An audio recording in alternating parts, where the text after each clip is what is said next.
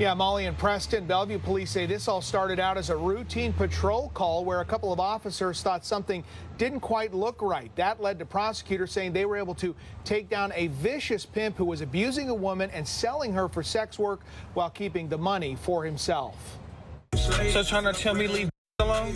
On social media, It's trying to tell me leave money alone. Cedric Dorsey painted himself as a pimp Why I'm a pimp. with money, swagger, and influence. SCCC 333. But investigators say his lifestyle was built by forced sex work, as Dorsey trafficked a woman into prostitution in Seattle, Bellevue, Kent, and Las Vegas. It all came undone in 2024 when Bellevue police responded to a domestic violence call involving Dorsey and his victim.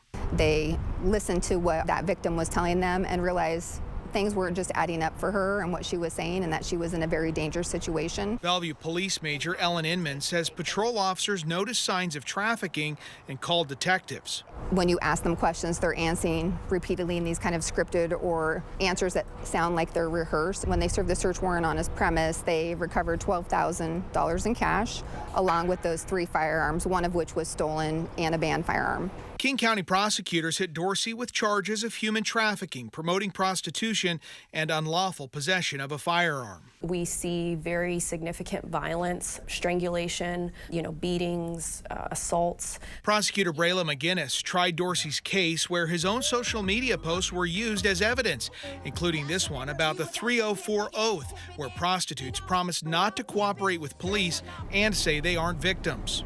One of the biggest rules of the game is not to talk to police. It is that idea of selling the dream, right? Saying, I have these nice things. If you come with me, you can have all of this, right? And when you're talking to someone who has had a very rough upbringing or a very troubled life, that's the vulnerability that they exploit. That's the way I look at social media and the use of different ways that people advertise their criminal activity, is that if you make it available for the Bellevue Police Department in this case to access and use as part of our lawful investigation, then that's what we will do. After being found guilty at trial this spring, Dorsey is now starting a 35-year prison sentence. We were able to take a very dangerous criminal off the street and hold him accountable for his actions.